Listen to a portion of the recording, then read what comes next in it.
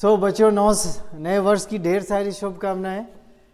ये वर्ष 2025 आपके लिए ढेर सारी संभावनाएं और उपलब्धियां लेकर आए, ऐसी कामना हम पतंजलि संस्था की ओर से करते हैं। और धुआंधार पारी शुरू है टीजीटी की, बोर्ड पे दिख रहा है आपको। तो जरा हम लोग कुछ बातें नए वर्ष की कर लें। और ना नव ऊर्जा,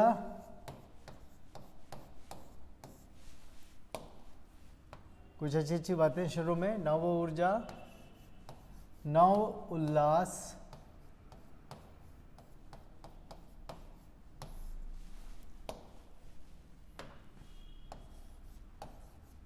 नव उत्साह,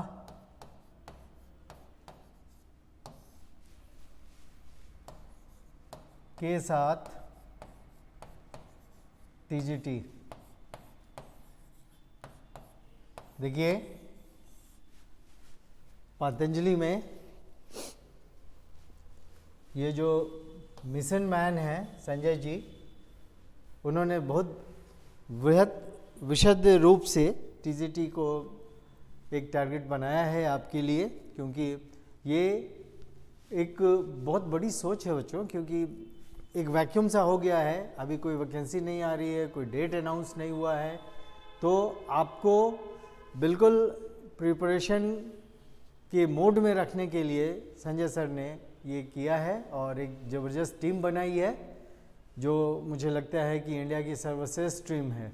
और आप पूरा विश्वास कर सकते हैं, क्योंकि इनका इतिहास ही ऐसा रहा है। 20,000 से अधिक शिक्षकों को इनके मार्गदर्शन में अभी तक नियुक्ति मिल चुकी है। झारखंड का ऐसा कोई भी जिला, ब्लॉक नहीं है या कोई भी ऐसा स्कूल नहीं है जहां पतंजलि के विद्यार्थी नहीं हैं। तो जुड़िए और इस मिशन में आप ज़बरदस्त रूप से भागीदारी करें। देखिए ना, मैथ्स भी है, फिजिक्स भी है, ज्योग्राफी भी है। ज्योग्राफी तो मैं ही करा रहा हूँ आपको, फिर history, polity, economics, commerce, English, Hindi, chemistry, bio, every subject is here for you. Just join and start working on your preparation for the final March. Okay, so all the best. मैं again एक बार फिर से नव वर्ष की आप सबको ढेर सारी मंगल कामना करता हूँ, और इस वर्ष आप निश्चित रूप से कहीं ना कहीं नियुक्त हों, ऐसी हमारी कामना है। तो चलिए शुरुआत करते हैं कक्षा की। पिछली बार पृथ्वी की आंतरिक संरचना मैंने शुरू की थी, उसमें एक साइड नोट लिया था। साइड नोट में भूकंप से संबंधी बात कर रहे थे। यहाँ पे हम बता रहे थे आपको भूकंपी तरंगों के बारे में।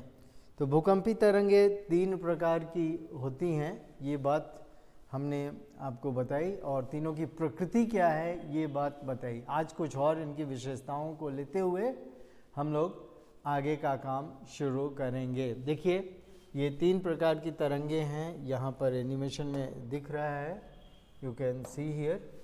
ये 2 तरंगे तो जो पृथ्वी के अंदर गतिशील होती हैं वो दिख रहा है एनिमेशन में। तो यहाँ पर ध्यान दीजिएगा जरा ध्यान से कि ये जो 2 तरंगे हैं ये कौन कौन सी हैं। ओके, देखिए, यस, मैं यहाँ रोक रहा हूँ इनको, अभी रोका, और आपके लिए एक प्रश्न भी दूंगा तुरंत। देखिए बेटा, ये जो पी वेव है जो डीप ब्लू में है, ये है पी वेव जो डीप ब्लू में जा रहा है, वो पी वेव है। और एस वेव है स्काई ब्लू में, स्काई ब्लू में। तो मैं लिखता हूँ, इसको एस वेव लिखूँगा, इसको पी वेव लिखूँगा। ये पी वेव है, ये प्राइमरी वेव्स हैं, ये एस वेव हैं जो स्काई ब्लू वाले हैं, एस वेव हैं। स्काई ब्लू वाले कौन से वेव हैं? एस वेव हैं। ठीक है। सो आप लोग कितने लोग हो जरा मेरे साथ जुड़े हुए, देख लूँ एक बार। यस, सोना टोपो, पूनम, आप दोनों हैं। Very good morning to all both of you. ठीक है, बिल्कुल बात जारी है बेटा। तो दो वेव्स ये हो गए, आपको बताया था प्राथमिक वेव एक और दूसरा सेकेंडरी वेव। तीसरी जो तरंग होती है बेटे वो सतह पे गतिशील होती है। यहाँ पे इस तरह से, ये मान लीजिए हमारा एपिसेंटर है, तो इस तरह से ये सतह पे गतिशील होती है। ये वाला बिंदु अधिकेंद्र है, एपिसेंटर, एपिसेंटर है, अधिकेंद्र है। तो ये वाला बिंदु एपिसेंटर है और यहाँ से ये तरंगे गतिशील होती हैं। ठीक है, okay, welcome Vicky, I was waiting for you, where you were man. Happy new year हो गया, सब कुछ हो गया, तो कहाँ थे आप? जरा देखिए, मैं फिर से शुरू करूँ। कुछ लोग थे जी, देखिए मैंने कितनी बातें आपके लिए की हैं। सो यहाँ पे एपिसेंटर है। अच्छा, पहले मैं ये बता दूँ फिर आपको शुरुआती दिखाऊंगा। तो ये 1, 2 और तीसरी तरंग है, 3 तरंगें हैं आपके पास। तो क्या आप लोग इसको अपने कॉपी में इस तरह से बना सकते हैं? एक पृथ्वी बना लीजिए बेटा, अंदर में क्रस्ट बना लीजिए ऐसे। यहाँ पे फोकस होता है भूकंप का, यहाँ पे अधिकेंद्र होता है एपिसेंटर, एपिसेंटर फोकस, अधिकेंद्र। चलिए, भूकंप के सतह का जो केंद्र होता है उसको कहते हैं अधिकेंद्र और इसको कहते हैं फोकस, फोकस। ठीक है बेटा, यहीं पे ऊर्जा का संचयन होता है। इसी बिंदु से तरंगे बाहर निकलती हैं। ओके, सो जो लोग बाद में जुड़े हैं जरा देखिए मैंने क्या क्या आपके लिए लिखा था। तो यहाँ पे देखिए, हैप्पी न्यू ईयर हो रहा था। नव ऊर्जा, नव उल्लास, नव उत्साह के साथ टीजीटी। ठीक है, इतने संभावनाएं लेकर आपको टीजीटी की शुरुआत करनी है। और यहाँ पे मैं एक स्माइली भी बना दूँ आप सबके लिए, क्योंकि आपकी सफलता एकदम सुनिश्चित है। तो अगर आपके पास नव ऊर्जा है, आपके पास नव उत्साह है और नव उल्लास है, तो टीजीटी की सफलता सुनिश्चित है, कि सफलता सुनिश्चित है। ये बाद में जो विद्यार्थियां हैं उनके लिए एक बार फिर से रिपीट है, सुनिश्चित है। सो नए वर्ष की ढेर सारी शुभकामनाएं आप सबको ना।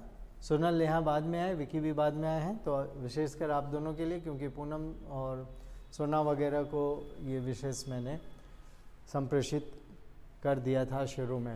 ओके, सो ठीक है, चलो हम लोग वापस उसमें आते हैं और काम शुरू करते हैं। ठीक है बेटा, तो मैं यहाँ पे था, आपको बता रहा था कि देखिए ये जो तरंगे हैं, फिर से ये तो फ़ायदा है एनिमेटेड लेक्चर्स का ना। तो देखिए, ये जो डार्क ब्लू है ये पी वेव है, लाइट ब्लू है वो एस वेव है। तो इसमें पहचान करते हैं, तो ये वाली पी वेव है, प्राथमिक तरंगे, याद है बेटा, नंबर 1। नंबर 2 स्काई ब्लू वाला एस है, ये हो गया नंबर 2।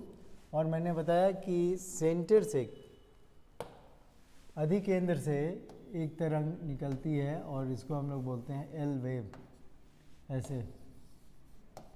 तो ये एल तरंगे हैं या surface wave, love waves, surface wave. तो ये तीसरी तरंग हो गई। तो कितनी तरंगे हो गए बेटा? 1 2 3। सो 1 इज पी वेव, प्राथमिक तरंगे। आप जान रहे हो, इसको पूरा लिख लेना हिंदी में अगर लिखना चाहो, पी वेव, फाइन। उसके बाद दूसरा है एस वेव, द्वितीयक तरंगे, और तीसरा है एल वेव। ये तीनों आपको आता है बेटा, ये 3 तरंगों की बात हम लोग कर चुके हैं, इनकी प्रकृति भी आप जान चुके हैं, नहीं? कौन सा अनुप्रस्थ है, कौन सा अनुदैर्घ्य है, अगर आपने नहीं देखा है तो लेक्चर 1 इसका देख लीजिएगा, ऐप पे है आपके साथ, और फिर ये कंटिन्यूटी में हो जाएगा। तो ये 3 तरंगे हैं। मैं इसमें एक एमसीक्यू देना चाह रहा था, बहुत ही अच्छा एमसीक्यू है, जरा देखिए।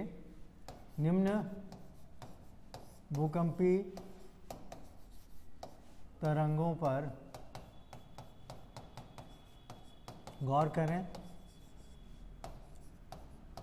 निम्न भूकंपी तरंगों पर गौर करें। ये हो गया बेटा। अब प्रश्न बड़ा इंटरेस्टिंग है, इसका उत्तर देते जाना है। So this is MCQ 1। 2 question अभी दे रहा हूँ, फिर आगे बढ़ूंगा। सो MCQ 1 क्वेश्चन तो आपको काफ़ी करने हैं, क्लास में ही बहुत सारे प्रश्न हम लोग करते हैं लगातार। तो इनमें से कौन ऑब्लिक कौन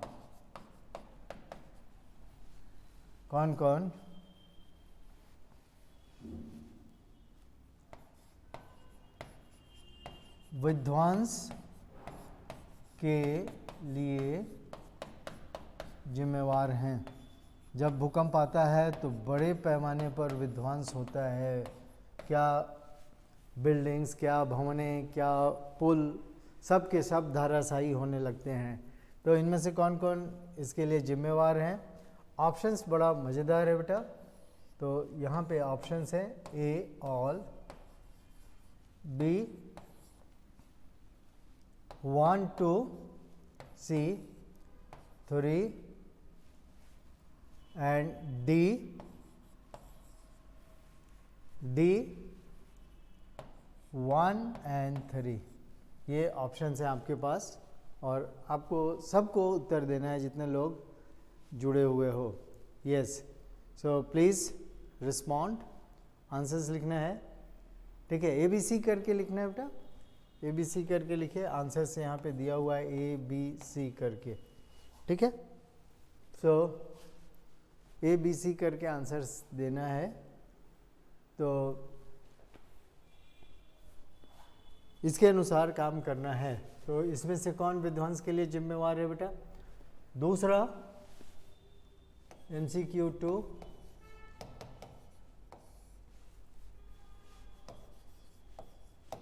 भूकंप में ऊर्जा का संचयन एवं मुक्तिकरण जिस बिंदु से होता है उसे कहते हैं ए अधिकेंद्र,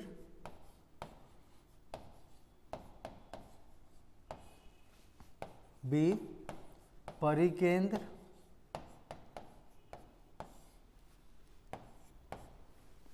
अधिकेंद्र, परिकेंद्र, फोकस, नन ऑफ दीज। तो 2 क्वेश्चन है आपके सामने, दोनों का उत्तर करेंगे आप जल्दी से। तो बहुत बढ़िया, सब कोई पार्टिसिपेट कर रहे हैं। This is something very very good. बहुत बढ़िया, बहुत बढ़िया, गुड, शानदार पार्टिसिपेशन आप दो सबका। तो पहले प्रश्न का उत्तर मैं दूं। पहला प्रश्न जो है, देखिए, सतह की बर्बादी पर विध्वंस का अर्थ हुआ, विध्वंस होता है सतह पे। तो जो सतह की तरंगें हैं वही विध्वंस करती हैं। तो अधिकांश लोगों ने बिल्कुल सही उत्तर किया है कि जो एल वेव है ये विध्वंस के लिए जिम्मेवार होती है। तो विध्वंसनात्मक तरंग कौन सी होती है बेटा? L wave. So this is correct, most of you have done correct. And MCQ 2, जो मुक्त होती है ऊर्जा, जहाँ पे संचयन होता है या मुक्तिकरण होता है, उसे फोकस कहते हैं। सो दूसरे प्रश्न का उत्तर भी 3। तो दोनों का आंसर C है। So correct answer is 1C 2C, and I can see almost all of you have done it correctly, तो बहुत बढ़िया। ठीक है, चलिए कुछ और विशेषताएं इसके बारे में देख लेते हैं, इन तरंगों के बारे में, और इनमें आपको एक और प्रश्न अभी आपके सामने आएगा, तब हम लोग टेबल बद्ध करेंगे। Okay, so let's do this. Fine, आइए MCQ 3 आप पूरा लिखिएगा, हम शॉर्ट में लिख रहे हैं बेटा। निम्न भूकंपी तरंगों पर गौर करें, निम्न भूकंपी तरंगों पर गौर करें। 1 2 3 आपके पास है PSL। इनके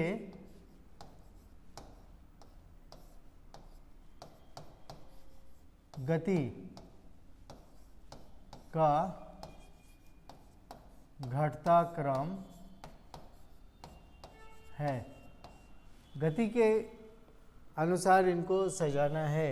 A 1 2 3, B 3 2 1, C 2 1 3, D 2 3 1। ये बड़ा अच्छा क्वेश्चन है, ये स्टार वाला क्वेश्चन है। ये यानी कि आपको बताना है बेटा घटता क्रम क्या हुआ, ऐसे अधिक गति से कम गति की ओर, अधिक गति उससे कम गति और उससे कम गति की ओर। हर प्रश्न अपने आप में एक नोट है और इसको अच्छे से आपको सीखना है। ठीक है, तो इनके बारे में थोड़ी चर्चा हम लोग पिछले क्लास में किए हुए हैं, तो आपको इसका प्रश्न का उत्तर सही सही देना चाहिए। तो सर्वाधिक गति का क्रम किसका है बेटा? बिल्कुल ठीक विकी, एब्सोल्युटली राइट बेटा। तो ये है प्राथमिक तरंगे, ये है द्वितीयक तरंगे और ये है लाभ वेव। इसकी गति कितनी होती है? 7 से 8 किलोमीटर पर सेकेंड। इसकी गति 3 to 4 किलोमीटर पर सेकेंड और इसकी गति होती है 1.5 to 2 किलोमीटर पर second. So answer A is correct and I am sure most of you have done it correctly. Poonam का भी ठीक है और विकी का भी ठीक है। तो ये सब रिवीजन भी है और जो बाद में ज्वाइन किए हैं उनके लिए एडिशनल जानकारी भी है। तो प्लीज़ करते रहें करते रहें करते रहें। ठीक है, अब आइए अगला प्रश्न MCQ 4। तब हम लोग जाके एक टेबल समराइज कर लेंगे भूकंपी तरंगों के लिए और फिर पृथ्वी की आंतरिक संरचना की बाकी बातें यहीं से शुरू होंगी। ठीक है, ओके ओके। निम्न में से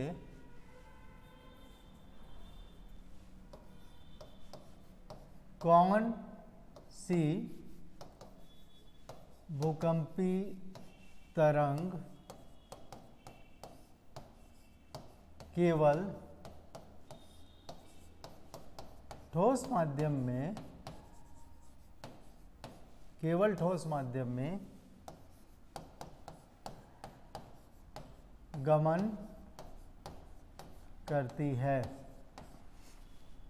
ए,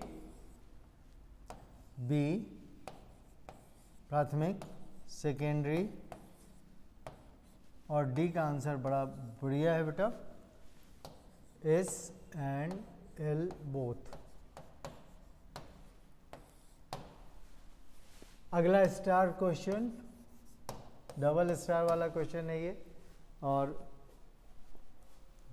अभी मुझे देखना है कि 4th नंबर MCQ का सही आंसर कितने लोग कर पाते हैं।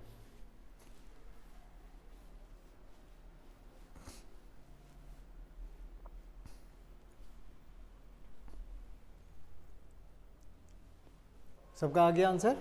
गुड। तो इस प्रश्न का उत्तर बहुत ही महत्वपूर्ण जानना है बेटा, केवल एस वेव ऐसी है जो ठोस, तो 4 का बी करेक्ट होगा। आप लोग थोड़ा सा इसको आगे से ध्यान रखेंगे, एक बार गलती हो जाए दूसरी बार गलती नहीं हो। जो केवल इस तरंगे हैं जो ठोस माध्यम में गमन करती हैं। अब इसका एक टेबल बना लेते हैं बेटा फटाफट।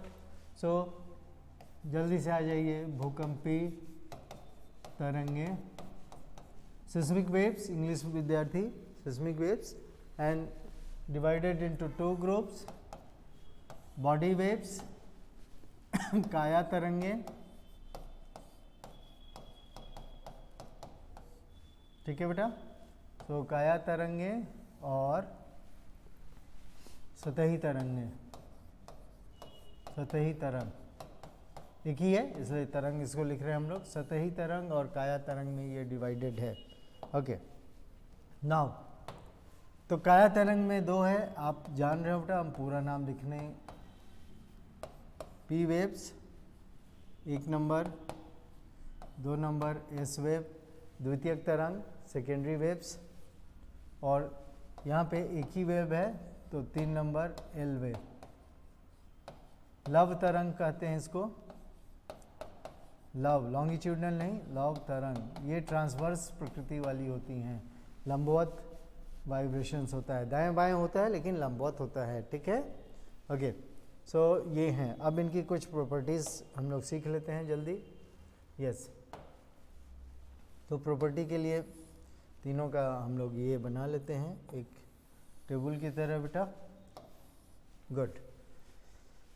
सबसे पहली बात प्रकृति, प्रकृति नेचर, 3 बातें करनी है बेटा। तो प्रकृति आप सब जान रहे हैं, प्राइमरी प्राथमिक तरंगे कैसी थी बेटा, आगे पीछे चल रही थी ऐसे, हाँ ऐसे ऐसे देखे थे मॉडल में था ना। तो ये आगे पीछे चलती हैं, ऐसे चलती हैं। सांकेतिक रूप से बना लीजिए फिगर। तो ये अनुप्रस्थ हो गई, ट्रांसवर्स इंग्लिश में ट्रांसवर्स। दूसरा एस तरंगे ऊपर नीचे ऐसे वाइब्रेट कर रही थी बेटे, तो सांकेतिक रूप से कुछ वाइब्रेशंस बना लिया जाए और यहाँ लिख दिया जाए अनुदैर्घ्य। इसकी प्रकृति ध्वनि तरंगों से मिलती है, यह हम लोग सीख चुके हैं पिछली क्लास में। उसके बाद लव वेव, ये भी अनुप्रस्थ है, और यहाँ दोलन किस तरह से था बेटा, साइडवेज। थोड़ा इसे बना लो, स्नेकी वेव्स भी बोलते हैं, सांप की तरह दाएं बाएं ऑसिलेशन है इनका। सो दाएं बाएं दोलन, दाएं बाएं दोनों, ठीक है ना। तो ये पूरा टेबल हम लोग मास्टर टेबल बना रहे हैं। ये एक तरह से समरी है भूकंपी तरंगों का। अनेकों प्रश्न का उत्तर आप इस टेबल की सहायता से दे सकते हैं, ठीक है। सो एक बार इसको लाइन खींच दीजिए ऐसे। तो एक प्रॉपर्टी हो गई। दूसरी प्रॉपर्टी जिसकी हमको चर्चा करनी है वो है यस बी, गति। गति आपने देखा, इसकी सर्वाधिक गति है, इसका मान 7 से 8 किलोमीटर पर सेकेंड है। मीडियम गति है 3 to 4 किलोमीटर पर सेकेंड। सबसे कम गति है 1.5 to 2 किलोमीटर्स पर सेकेंड। सारे सेकेंड में है गति। और लास्ट में, last but not the least,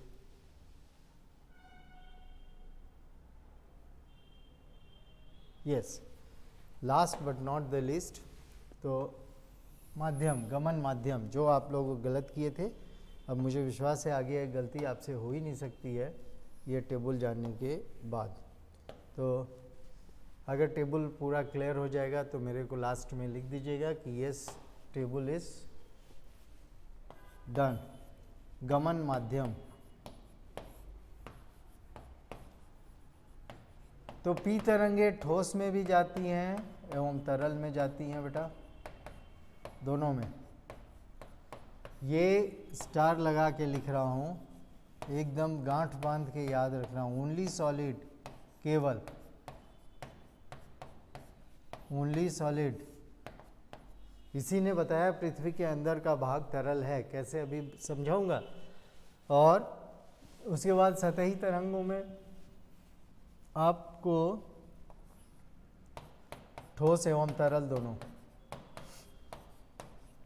ये तरंगे समुद्र में भी गमन करती हैं, धरातल पे रहती हैं, लेकिन धरातल पे जमीन भी है, ठोस है, और समुद्र भी है, पानी में है, तो दोनों में ही ये गतिशील होती हैं, गमन करती हैं। तो ये तीन बातें आप क्लास में ही याद कर लीजिए, और अगर आपको ये क्लियर हो गया तो ज़रूर मेरे को बताइएगा यस, टेबल यस और नो।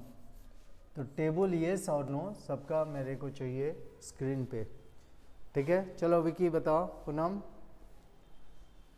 आप लोग बताइए बेटा, टेबल ये पूरा याद हो गया अच्छे से? गुड गुड,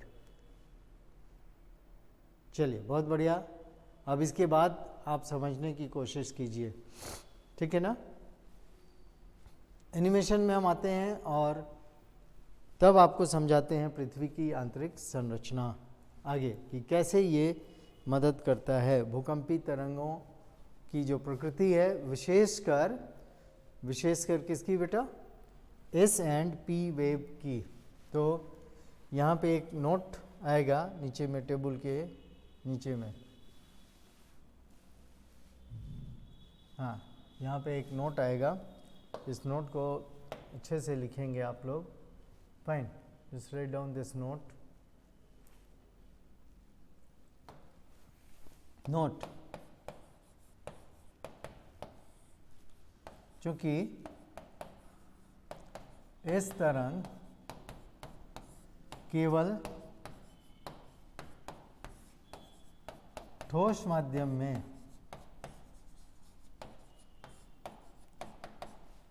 इस तरंग केवल ठोस माध्यम में गमन करती हैं,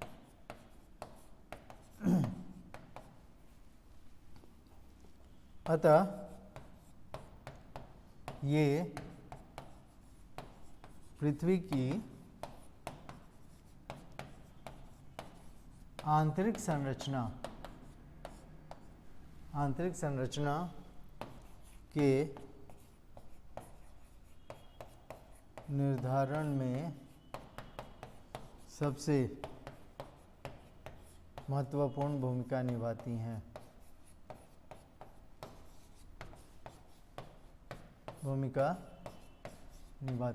तो ये बड़ा इम्पोर्टेंट है। इन तरंगों ने हमें बताया कि पृथ्वी के अंदर का भाग, कुछ भाग तरल अवस्था में है, ठीक है।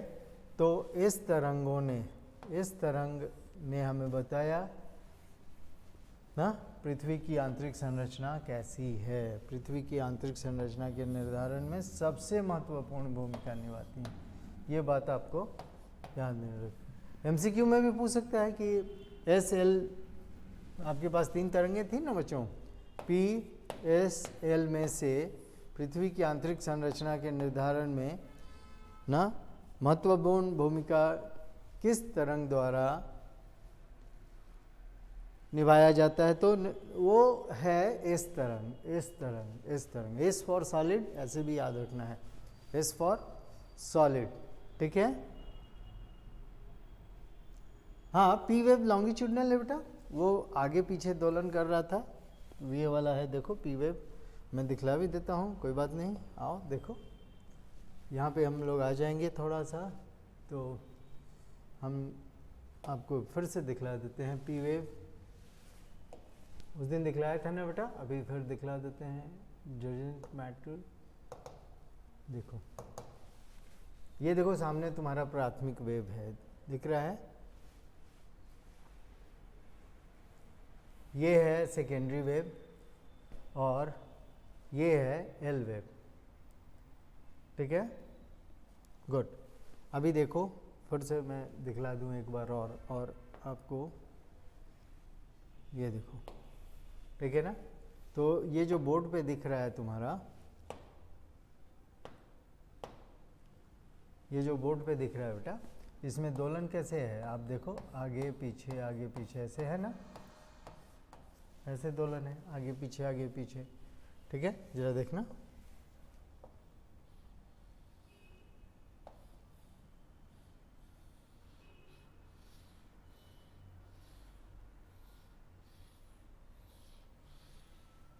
Good, so you got it, दिख गया ना बेटा? यस विकी। पी वेव्स,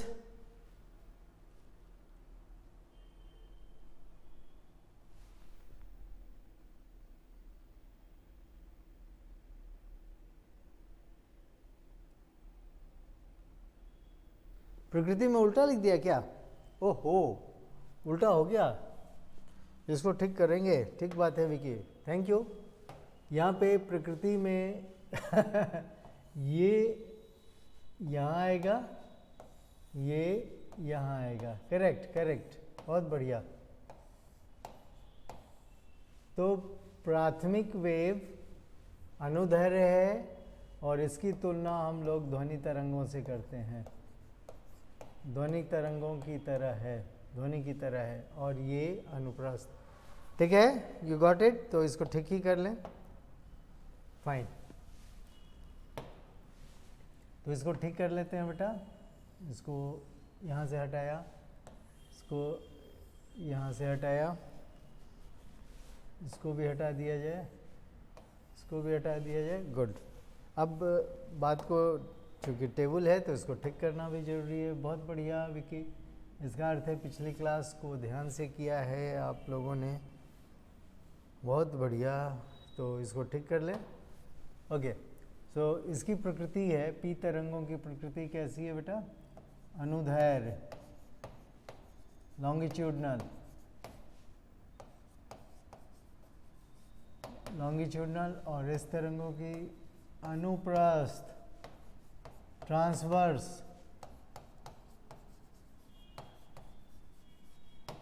ठीक है, और अब ये बिल्कुल ठीक हो गया। तो जरा टाइप कीजिए आप लोग भी, ओके। ओके टाइप करना है now. Yes Vicky, it's okay now, correct भी हो गया। हाँ, कन्फ्यूजन होने वाली बात तो थी बेटा। Good good good.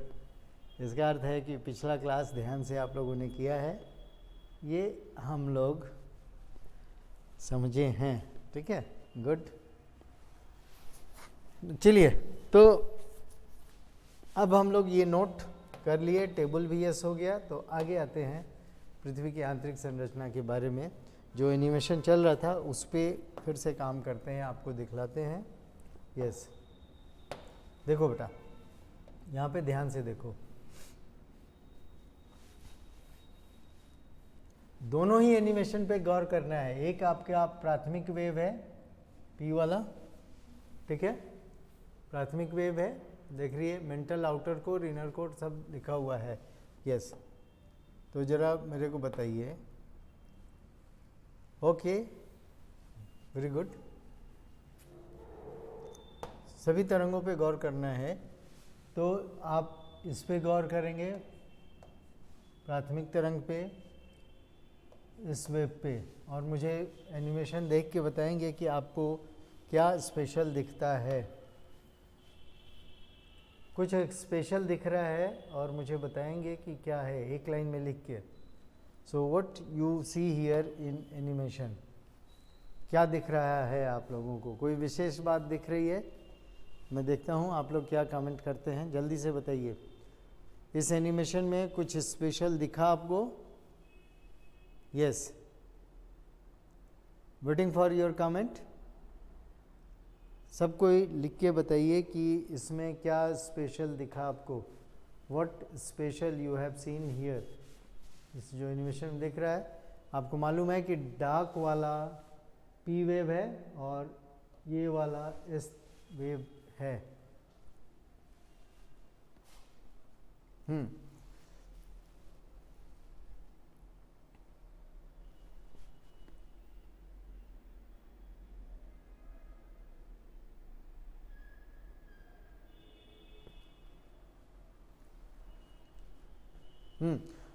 ओके, बहुत बढ़िया, आप लोगों ने प्रयास किया। आप देख रहे हैं बेटा ध्यान से कि देखिए, इस वेव कुछ दूर के बाद से छिटक जा रही है, वो पृथ्वी के अंदर गमन नहीं करती है।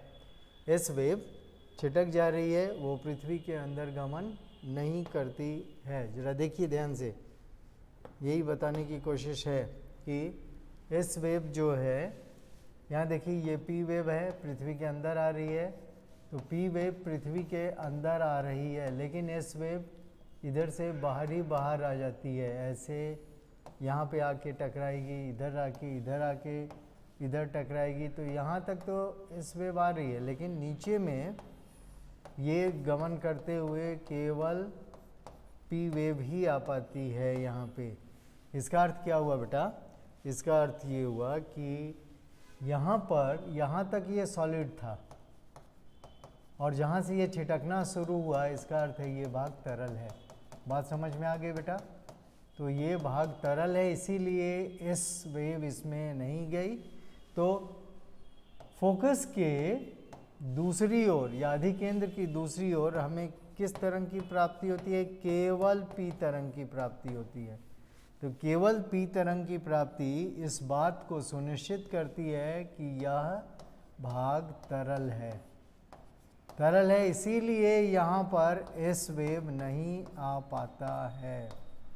एस वेव नहीं आ पाता है ना, एस वेव नहीं आ पाता है।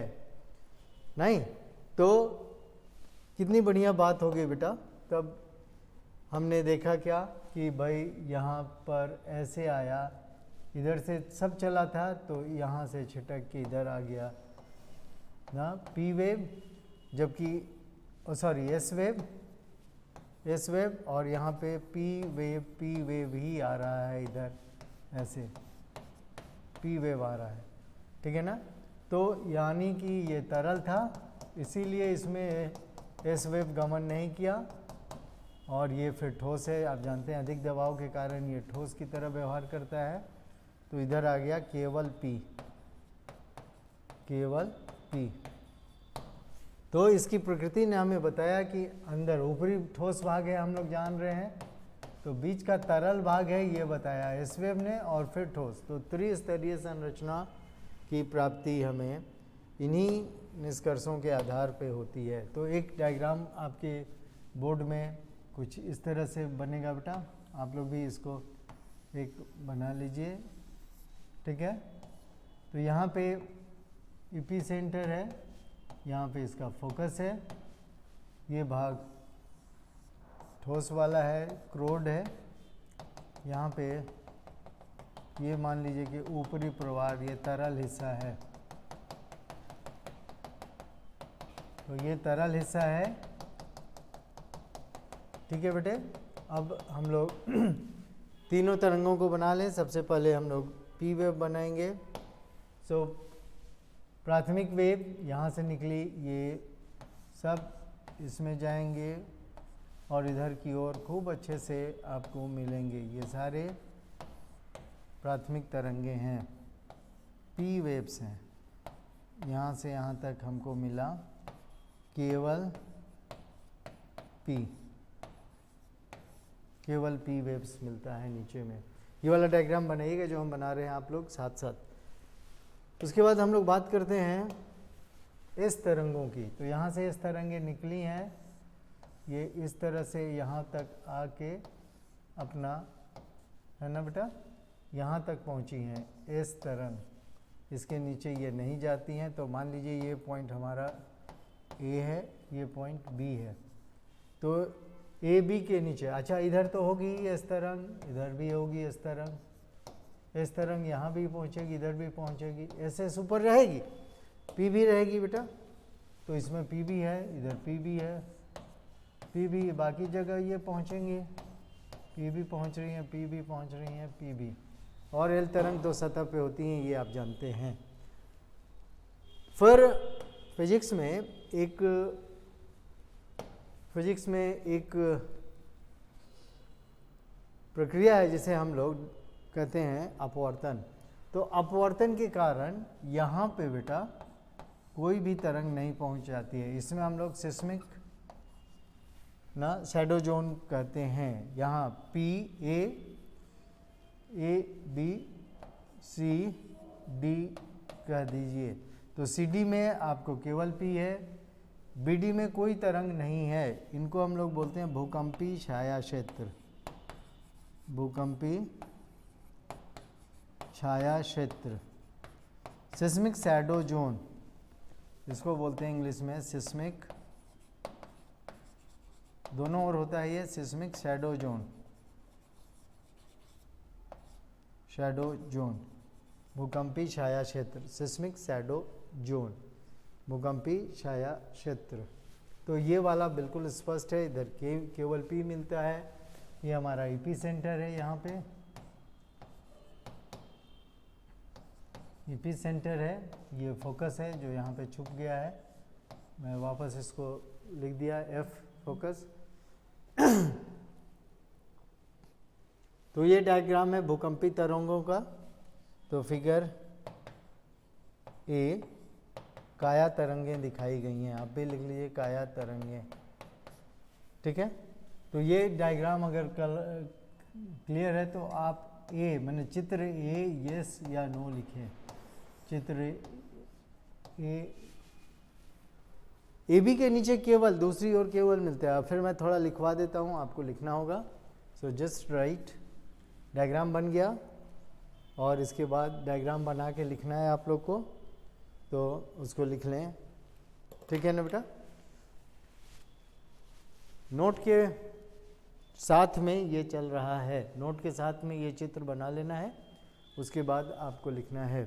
तो आगे लिखेंगे, मैं डिक्टेट कर रहा हूँ। Okay, are you ready for dictation? Dictation के लिए तैयार हैं आप लोग? लिखिए कि हाँ, भूकंपी फोकस के विपरीत दिशा में, भूकंपी फोकस के विपरीत दिशा में केवल पी तरंगें ही, केवल पी तरंगें ही प्राप्त होती हैं, जबकि इस तरंग अनुपस्थित रहता है।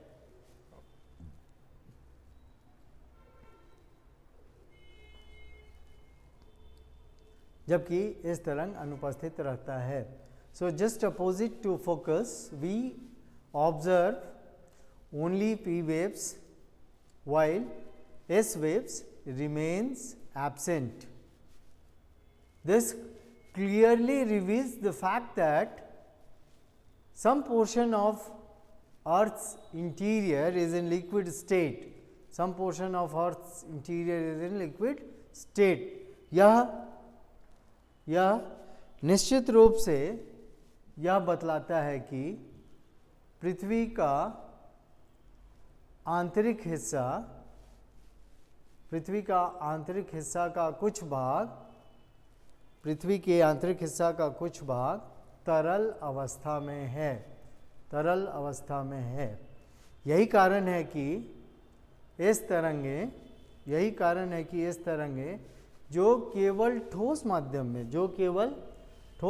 में गमन करती हैं, केवल ठोस माध्यम में गमन करती हैं, वो तरल माध्यम से गमन नहीं कर पाई, क्योंकि ये तरल अवस्था में है बेटा, ये वाला तरल माध्यम से गमन नहीं कर पाई और पृथ्वी के फोकस के विपरीत दिशा में अनुपस्थित रहीं ना, जैसा कि चित्र ए में दर्शाया गया है, जैसा कि चित्र ए में दर्शाया गया है। इस प्रकार हम, जैसा कि चित्र ए में दर्शाया गया है, ठीक है ना, इस तरल भाग को, एक लाइन और लिख लो बेटा, इस तरल भाग को भूप्रवार कहते हैं, भूप्रवार कहते हैं। The liquid part is referred as mantle. The liquid part is referred as mantle. Remember, fine?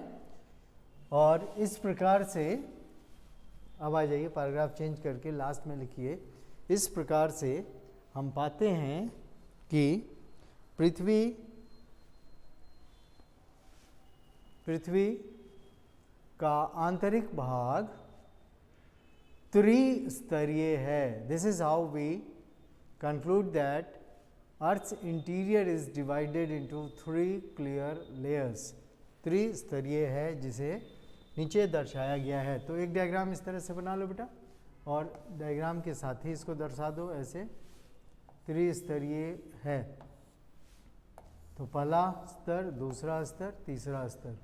तो ये ठोस है तो इसको ऐसे दर्शा लो, ये तरल है तो इसको ऐसे बना लो, और ये फिर से ठोस की तरह व्यवहार करता है, इस पे चर्चा हो चुकी है।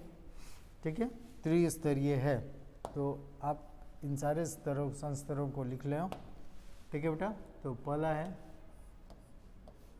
अब आप जान गए, तो पहला संस्तर है भूपर्पटी। ऐसे चित्र बना के आप भी दर्शा लीजिए। दूसरा संस्तर है भूप्रवार।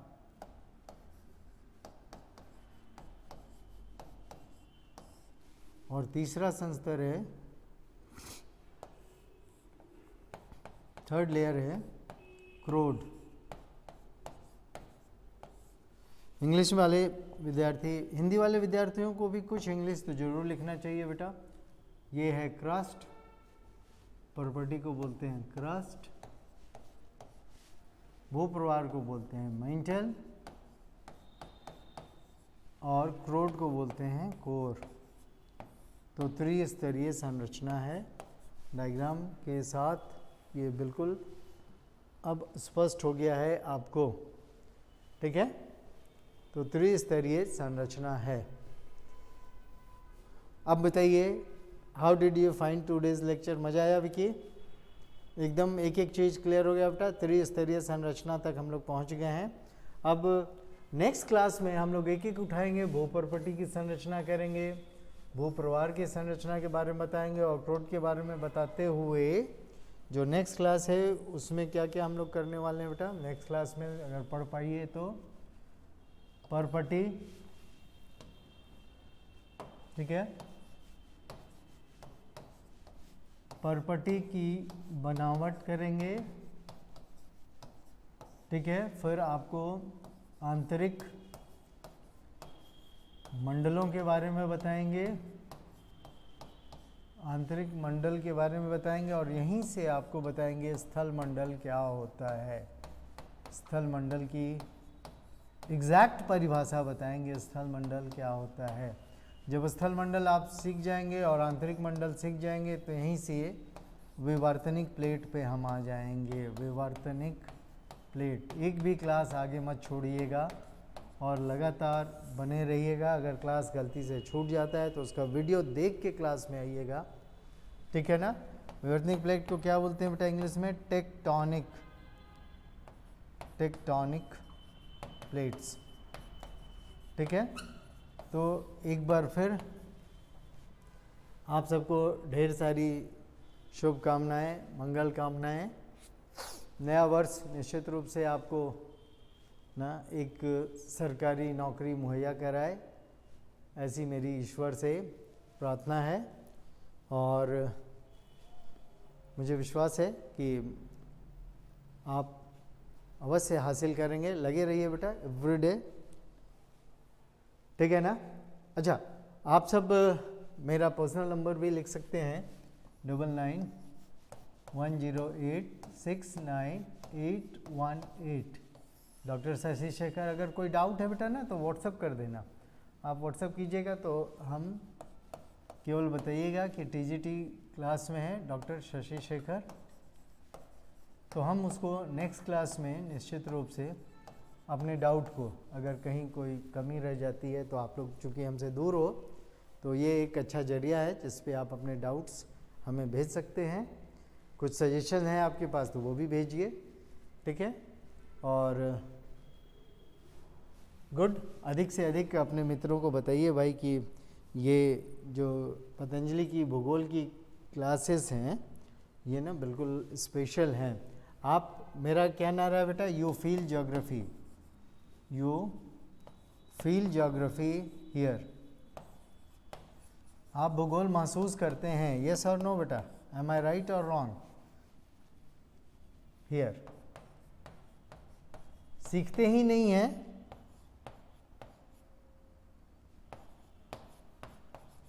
सीखने के अलावा ये क्या होता है ना, यू फील इट, आप भूगोल से साक्षात्कार करते हैं, भूगोल से साक्षात्कार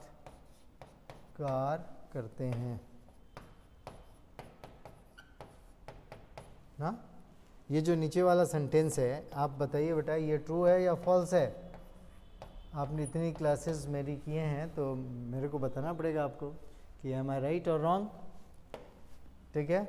और अगर इसी तरह से चलता रहा तो सीखने के अलावे आप भूगोल का साक्षात्कार करते हैं, करता हुआ देखते हैं, होता हुआ देख रहे हैं आप सब। नहीं, जो मैं बताता हूँ वो करके भी दिखलाता हूँ। हाँ ओके विकी, फ़ोन नंबर है मेरा, इस पर आप लोग ना you can send me your doubts and other issues also we can discuss, ठीक है। चलो all the best and बहुत बढ़िया। again with a smiley face I end this session of today's, very important, very informative, कई बातें आज आप सीखे हैं। तो have a good day, फिर मिलते हैं बेटा। Okay bye.